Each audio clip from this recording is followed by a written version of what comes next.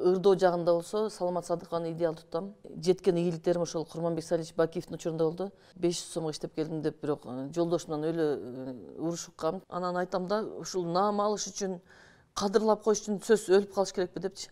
Ошо апамдын бир арзусун аткара албай калдым деген ошол өкүнүчтөр бар. Өзүмдү таштап, ырдагым да келбей калды, жашагым да келбей калды.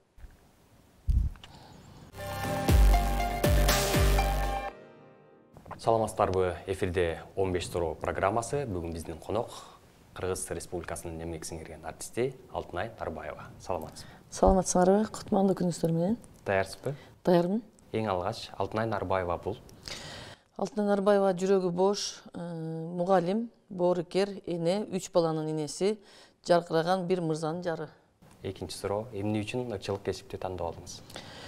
Мен ошо үй бүлөмдүн баардыгы ырчы болгондуктан ошо ыр, музыка, комуз, гитаранын арасында чоңоюп, аккордеон ошол ырчылык кесипке ошол үй бүлөмдөн тарбия алдым.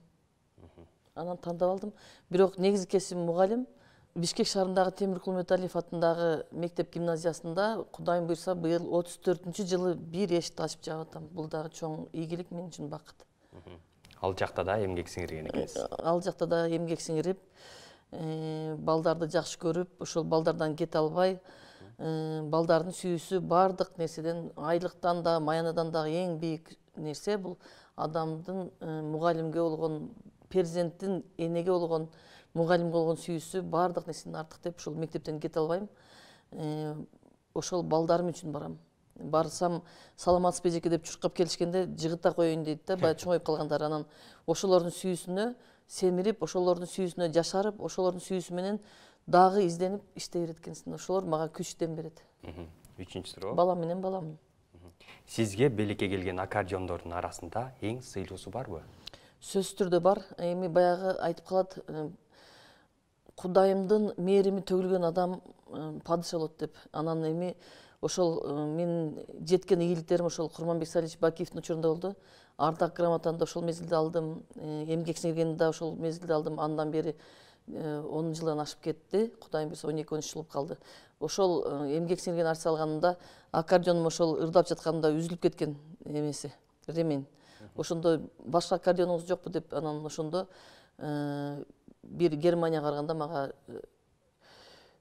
сонун германский Хохнер деген аккордеон белек кылган. Ошол мен үчүн чоң сыймык. Президенттин белеги деген жазуусу менен нота кое турган стойкасы бар, нота сала турган сумкасы бар. Футляры да башкача, мындай сүйрөп ала турган. Ал менин үйүмдүн эң төрүндө турат. Кээде гана алып ойносом, ал менден балдарыма, неберелериме калсын деген тилек менен ушинтип өтө көп кармабайм, эскертип бербейин депчи. Баш аягы канча бар аккордеонуңуз? Аккордеонум баш аягы 12 болгон. Белек болгондору бар, өзүм сатып алгандарым бар. Анан бирок ар бир нерсенин аманаты бар да, мен ошо 12 аккордеондун баарын ойнобойм да. Бир аккордеонду өзүм окуган мектепке белек кылдым. Бир аккордеонумду ошол бала бакчасына белек кылдым, айылымда туулуп өскөн. Анан мен жолум жолдоп бир сиңдим 2 мектепте иштейт. 2 мектептин аралыгы 2 километр. 2 аккордеон дагы бердимби? Анан ошол мендей болуп сизден белек алым келет деген балдарга берип, өзүмдө азыр болгону 2 эле аккордеон бар. Ошол 2 аккордеон менен бири концерттик, бирөө моментип көтөрүп жүрө турган кичинерээк. Ошол 2 аккордеон менен калдым. Ар бир нерсе, ар бир буюм деле аманат, ошон үчүн аманаттыкка, кыянаттыкка кылбай, ким кыйналып ошого муктаж болгон адамдарга, эңсеген адамдарга берсең, бул чоң сооп дейт. 4-үнчү суроо. Эң алгачкы алган гонорарыңыз эсиңиздеби? Эң алгачкы алган гонорарым Кара Балтага барып ырдагам эң биринчи барганда 500 сом деген азыркы акча менен бир 2000 сомдой да. Жүрөгүм жарылып кете жаздаган, үйгө ошондо батирде турчубуз. Алып келип, моментип 500 сомго иштеп келдим деп, бирок жолдошумдан өлө урушуп калдым, тилип калдым, себеби саат 1де келгенбиз. Анан андай түнкү келген аялды ким жактырат?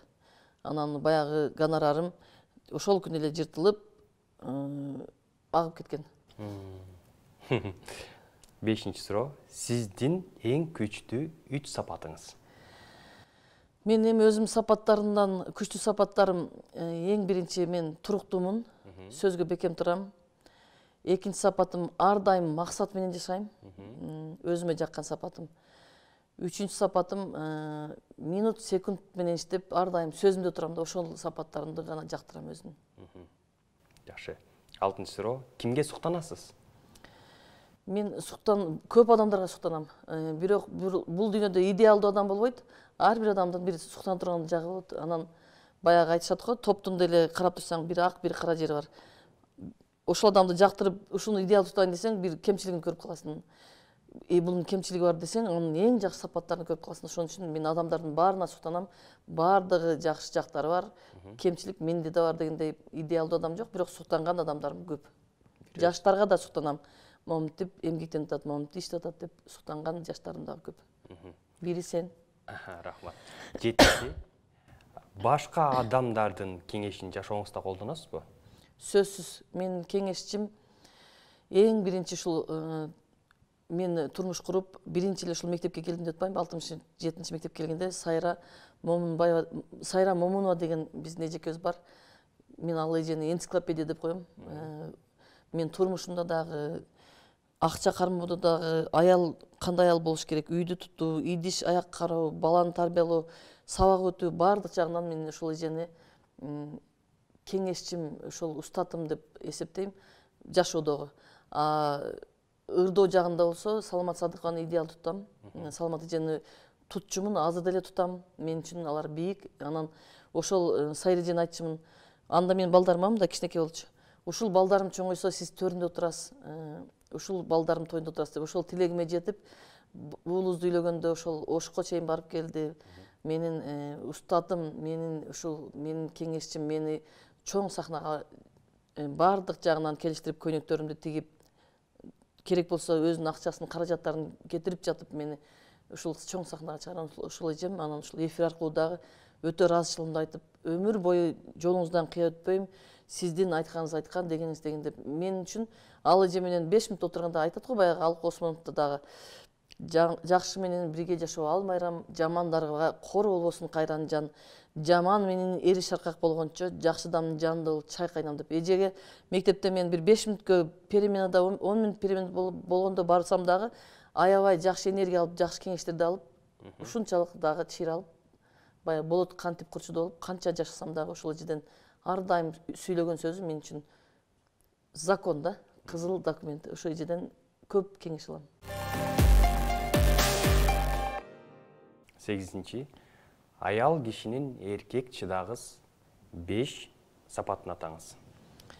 Эң биринчи жалган сүйлөгөндүк болуш керек.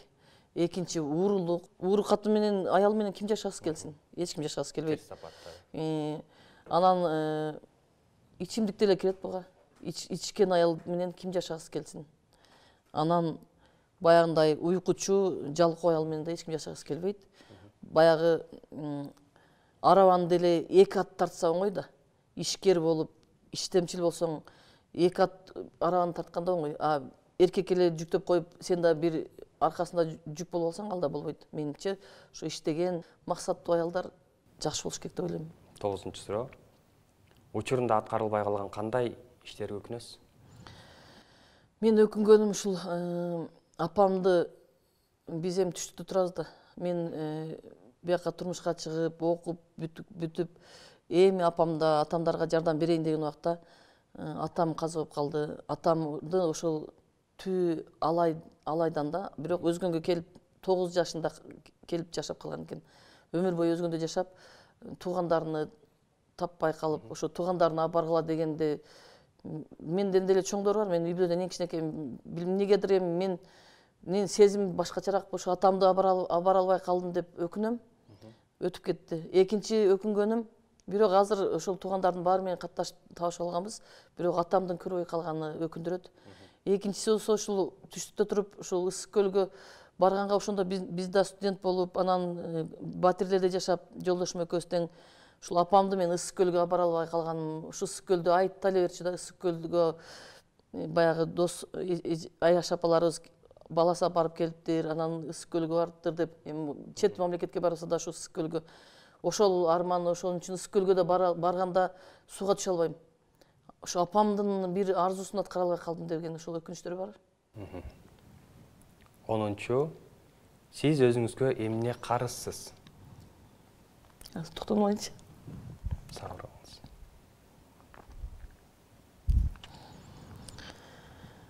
Мен өзүмө эмне карызмын? Мен өзүмө өзүм ойлогондой эле жашап келе жатам. Өзүм баягы максат менен жашайм деп атпайм. Ар бир күнү өзүмө күнүмдүк, 2 күндүк, 3 күндүк, айлык, жылдык кылып максат коем. Ошолордун баарына эле жетип келе жатам. Өзүмө карыздыгым, өзүмдү аябагандыгым, ошол карызымда өзүмдү эмне үчүн аябайм деп эле өзүмө ошону карызмын да. Эмне үчүн мен деле элге окшоп уктай бербейм, элге окшоп чет мамлекеттерге барып эс албайм, неге мен ушинтип эле тытына эле берем деп ошол өзүмө эс алууга карызмын да, эс алдырбайм өзүмдү. Ошол карыз менде. Качан төлөйсүз? Качан төлөйм билбейм, пенсияга чыкканда, балдарым чоңойгондо, балдарым бутуна турганда айтат го, ушул балам турганча турайын, ушул балам бутуна турганча турайын, ушул балам турганга чейин мен күчтүү болоюн дейт го. Ошол балдарым күчтүү болсун деп эле келе жатам. Мен ошо балдарым бутуна турганда мен дагы эс алат болушум керек. Буюрса. Жашсызбы? Өтө. Мына көрбөйсүңбү азыр? 11-чи суроо. Адам болчу деген сөздү кандай түшүнөсүз? Бул адам, инсан, баягы биринчи биз төрөлгөндө индивид болот экенбиз да. Төрөлгөндө индивид ал эч нерсени билбейт. Биз аны инсан кылып бала, өспүрүм, жаштык, анан бойдокчулук, анан инсан болуп болгону мектептен, садиктен баштап окуп келип, анан 18-ге чыкканда 10-ду бүтөт, анан кийин институту бүтөт, ошондо толук кандуу адам болот. Толук кандуу баардык жагынан келишкен билимдүү, илимдүү, маданияттуу болуп чыгат дагы ошол адам. Адамдын деле ар түрдүүсү бар. Ошончо билим алса деле баягы жакшылар деп коет го. Жакшылардын катарына кошулат. Жакшыларга жакшы деген сөздүн ичинде ошол мыкты адам болгон адамды жакшы дейт экен. Ал деген эмне? Илгери деле билим ала элек убагыбызда сабаттуулугубуз боло элек убакта деле мисалы айылдын башчысы бул неме деп келип үйлөрүнө тамактанганда баягы ошол жердин келиндерин киргизген экен, баягы жакшы сапаты бар, мынтип ала турган, үйрөнүп ала турган, ошолорго чай куйдурган, силердей балдарга колдоруна суу куйдуруп ошол жерге баягы чайларын куюп берип, тамак ашын алып келип чыгарганга силердей балдарды алган экен. Себеби ошол жакшылар деле койгон экен. Аларды бул неме соот же болсо бул падыша дебей эле жакшылар деп ошолорду жакшылар деп атап койгон дагы ошолорду көрүп силер үйрөнгөн экенсиңер. Ошон үчүн айтат, жакшы досуң, жакшы көргөн адамыңдын атын албай тайын ал дейт. Ошо жаш нерсе тез кабыл алып, анан кийин жакшылардын катарын силер басып калган экенсиңер. Ошолорду мен адам дейм. Жакшы. Жооп. 12-чи суроо. Акыркы жолу качан, эмне себептен ыйладыңыз, жаңы эле ыйладыңыз? Жаңы эле ыйлаганым же буга чейин дагы? Буга чейин ошол биз азыр кайрымдуулукта жүрүп атпайбызбы? Жакын арада ыйлаганым. Биз барганда 12 жылдан бери бир киши 50 менен 60-тын ортосундагы апа экен. 12 жылдан бери коляскада экен. Ошол жылдан бери баягы айымдын оозу жарымына чейин чоң болуп ачылып турат экен, шилекей агып турат экен. Тиги жолдошунун колунда неме кол арчы арчып турат экен. 12 жылдан бери ушуну сүйрөп жүрөм, 12 жылдан бери карайм дейт. Ошол кишиге мен өтө ыраазы болуп ошондо ыйладым. Биз продукталарды барып таштадык. Баягы апа жакшы сүйлөй албайт экен, бир нерселерди айтып эле көзүнөн жаш агып атты. Анан мен кучактап туруп айттым, жакшы болуп кеттиңиз, Кудайым шыпасын берсин деп.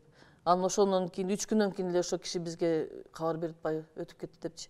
Ошондо мен чын жүрөктөн ыйладым.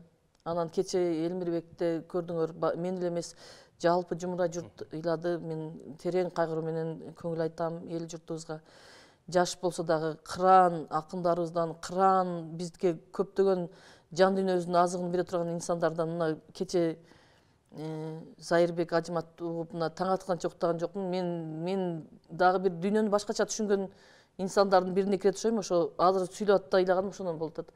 Ошо тез эле ыйлаган күн болуп атат, себеби баягы кыйналган үй бүлөлөргө барабыз да, мүмкүнчүлүк чектелген, 4 бала төрөсө 4 тең постелде, 6 төрөсө 6 тең постелде жатышат. Алар дивандарда да жаткан жери жок. Алар сыз квартирада караңгы. Ошолорду көрүп мен өзү эле жашык элем, анам иштер жашыгып кеттим. Ошо ыйлаган күндөрүм көп эле болуп атат. Мына коронавирус келгенден бери эле биз кол үзбөй жардам берип жатпайбызбы? Ошол апам жана менин группасында апасы менмин. Барганда сүйлөгөн менмин. Сөзүңдү да таппай каласың, эмне деп сүйлөрүңдү билбей кекештенип, ар бирин көрүп жардам бергим келет, ар бирине көтөргүм келет. Ушундай күндөр болуп, көбүрөөк жашык болуп калдым мен. 12-нчи суроо. Эң жакын курбуңуз жана сырдашыңыз ким? Мен өзү мектепте окуп жүргөндө Жумагүл деген дос кызым бар эле. 1-класстан 10 класска чейин техникумда да чогуу окудук. Ошол досум турмушка чыкканыбызда мен бул жака турмушка чыктым, ал да турмушка чыкты. Кийин каза болуп калды. Ошол менин эң кандай десем, эң таза досум болду. Жүрөгүмдө калган досум болду. Андан кийин деле курбулар, достор болду, бирок ар кандай болот экен турмушта. Мен дос кызым жок, бирок мына 3-4 жылдын жүзү болду. Мен чыныгы досту таптым. Ал дос кызым менен мен эжекелерим тааныштырды. Ошол атамдын төрөлгөн айылынан азыр Нурия деген дос кызым бар. Мен айттырбай эле, дос деген кандай? Достор көп. Дос деген дейт, сен ошол досуңа барып, мен кыйналып атам, мен акчадан кыйналып атам, мен монтип жан дүйнөм кыйналып атат дедирбей, сени сыртыңдан багып, сыртыңдан байкап, сенен мурда келген дос ошол дос дейт. Мен ошондой досту Кудайым жолуктурганына 1000 мирте шүгүр дейм. 14-нчи суроо. Жашоодо көңүлүңүз калып, өзүңүздү таштап койгон учурлар болгон беле? Болду, көп болду. Бул турмушта баягы жамандык келсе артынан кошо келе берет деген, бир келсе бешөө чогуу келет деген да бир макалдар бар. Мен биринчи атам өттү 37 жашында. Андан кийин атама чейин 36 жашында агам өттү. Анан 37-нде атам өттү. 41 жашында апам өттү. Апамдан кийин 2 иним өттү. Анан агам өттү. Кыскасы 1-3 жылдын ичинде эле 5-6 адамды жоготуп, бул чачың агып кирип, бетиңе бырыш түшүрөт экен да. Ошол. Ошондо өзүңүздү таштап койгонсуз. Өзүмдү таштап, ырдагым да келбей калды, жашагым да келбей калды. Анан балдарымды ойлоп, анан ушулар үчүн чыйралышым керек, мен күчтүү болушум керек. Бир туугандарым турат, ошо бир тууган өткөндөрдүн агаларымдын балдары турат. Булар кандай болот деп анан өзүмдү чыйралтып, андан да күчтүү болдум. Баягы канча кыйынчылык келсе, андан көбүрөөк күчтүү өттү дейт го. Мен ошол болуп калдым азыр. Азыр күчтүү айымсыз. Күчтүү айыммын. 15-нчи суроо. Акыркы, эмне үчүн адамдын кылган эмгектерин көзү тирүүсүндө даңазалабайбыз? Ошол мени да көп өкүндүрөт. Мисалы, ошол өкмөт менен партия баалаш үчүн сөзсүз өлүп калыш керекпи деп да көп ойлоном да. Себеби канча өнөр инсандары бир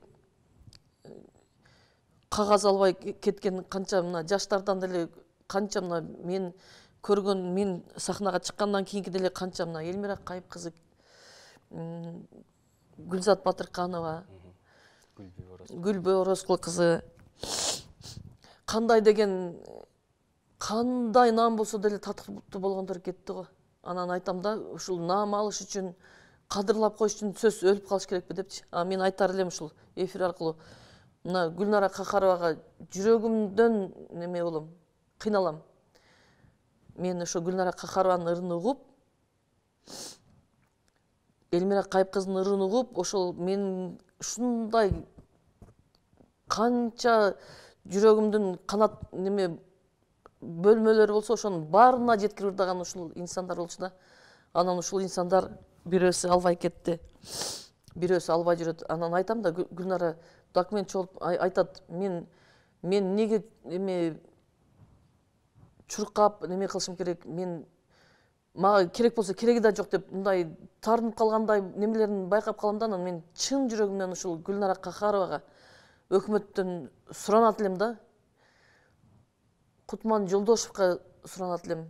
Кандай керемет ырларды, кандай үн, кандай талант кайталаңыз буларчы. Анан ушул экөөнү, ушул эки колумда кандай иш кылсам ошондой кыйналып неме суранат элем да. Ушул эки инсан менин жүрөгүмдү Таатым багаш. анан эми өзүң үчүн сөз сурана албайсың. Мисалы мен эл артист болушум керек деп айткан да эмесмин, айта да албайм, суранып да бара албайм. Бирок менин деле эмгегим, жашым деле, эмгегим деле өмүр бою мамлекеттик иште иштеп атам, жылда концерт берем. Өзү эмгексиздигин алгандан кийин 3 жылдан кийин эл артистке бериш керек дейт. Документтерди мен эмес, ошол өзүмдүн жетекчилерим канча жолу жөнөттү. Бирок кайтып келет. Мен деле мындай ошол албай калган адамдардын, ала элек адамдардын кайгында мен дагы бармын да. Бирок мага берсин дегенден алысмын. Берсе даярмын деген эле. Бирок чуркабайм, сурана албайм. Бирөөгө суранышым мүмкүн, бирок өзүмө сурана албайм. Алтын эже, сизге болгон 15 туро ушулар болду. Мындан наркы иштериңизге ийгилик, ичиңизде өксүк болбосун. Жалаң жакшы күндөр коштоп жүрсүн. Рахмат, чоң рахмат. Бар болуңуз. Ыйлаганым үчүн кечирим сурайм. Болгонум ушундай болуп калдым мен, жашык болуп.